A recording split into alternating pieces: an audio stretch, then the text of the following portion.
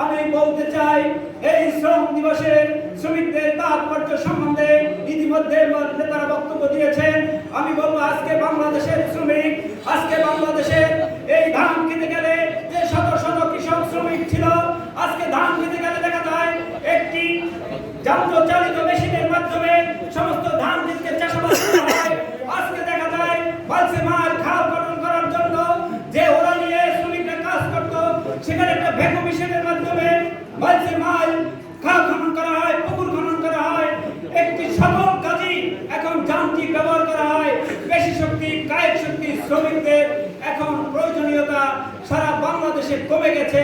তাই আমি আপনাদের উদ্দেশ্যে বলতে চাই, এই জন্য বঙ্গবন্ধু কন্যা জননেত্রী শেখ হাসিনা আপনাদেরকে কর্মমুখী করার জন্য, আপনারা কর্মবিমুখী না থাকেন, এই জন্য তিনি রূপপুর তাপ বিদ্যুৎ স্থাপন করে, কয়লাপুর তাপ বিদ্যুৎ স্থাপন করে আজকে বাংলাদেশে 100 বছরের ইতিহাসে এই তাপকে প্রতিহত করে, তাপকে নিয়ন্ত্রণে রাখার জন্য, আপনাদেরকে কর্মমুখী করার জন্য সকল পর্যায়ে বিদ্যুতের ব্যবহার শুরু করেছে।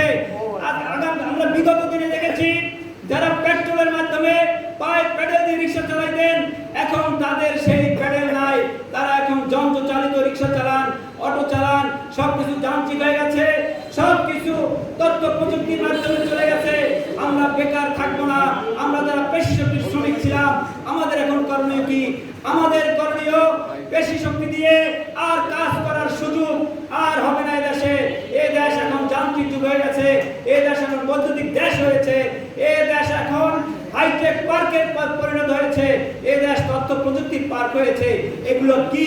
এগুলো শুনলে হয়তো আপনি ভাববেন হাইটেক পার্ক দিয়ে আমি কি করব, আমি সায়েন্স পার্ক দিয়ে আমি কি করব, আমি তো লেখাপড়া করি নাই, আমি তো টেকনিক্যাল কলেজে পড়াশোনা করি নাই, ইঞ্জিনিয়ার পড়াশোনা করি নাই, আমি এ দিয়ে কি করব? আপনাদেরই করণীয় সময় এখন। আপনারা একটু তাকিয়ে দেখবেন, বাংলাদেশে যত মোবাইলের দোকান আছে দেখবেন সেখানে যে শ্রমিক ভাইরা কাজ করে, তারা কত কোনো ইঞ্জিনিয়ারিং স্কুলে কলেজে পড়াশোনা করে নাই, শুধু একটু মেধা শ্রম খাটিয়ে তারা কিন্তু সেই বিশ্বের উন্নত মানের মোবাইল যখন নষ্ট হয়ে যায়, সেই মোবাইল কিন্তু তারা তাদের হাতে আসলে তারা কিন্তু সেইটা খুলে আবার ঠিক করে দেয়। এজন্য ইঞ্জিনিয়ারিং কলেজে পড়তে হয় নাই, শুধু একটু মেধাকে তারা কাজে লাগিয়েছে। এখন আমাদের মেধাকে কাজে লাগাতে হবে, বেশি শক্তিকে না, কারণ সব যান্ত্রিক হয়েছে। তাই আপনাদের অনুরোধ করব, আপনাদের যারা ছোট ভাইরা আছে, সন্তানরা আছে, আপনারা যারা আছেন, একটু সার্চ দিয়ে গেম না খেলে মোবাইলে দেখবেন হাইটেক পার্কের কাজটা কি, সায়েন্স পার্কের কাজটা কি, তথ্য প্রযুক্তির কাজটা কি।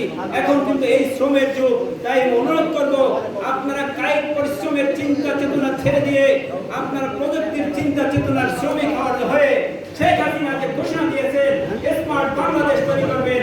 আজকে স্মার্ট শ্রমিক বাংলাদেশ বিশ্ববাসী শুধু একটা কারণে বাংলাদেশকে ভালোবাসে, বাংলাদেশের পাশে ছুটে আসে, কারণ আমরা 20 কোটি লোক, আমাদের 40 কোটি হাত, 20 কোটি মাস ব্রেন আছে, আমাদের মেধা আছে। এই মেধাকে কাজে লাগানোর জন্য বিশ্ববাসী ছুটে আসে। আমরা কোনদিন গরিব থাকবো না।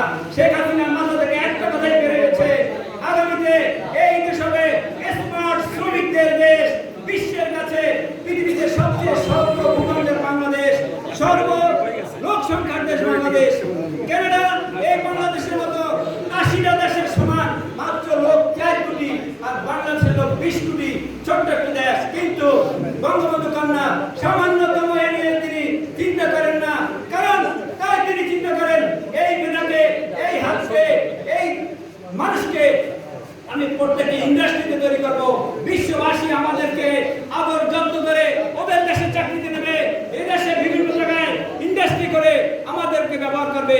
পরিশেষে বলতে চাই, আপনারা তথ্য প্রযুক্তির শ্রমিক হওয়ার জন্য বিনীতভাবে নিবেদন জানিয়ে আমার বক্তব্য শেষ করছি। জয় বাংলা, জয় বাংলা।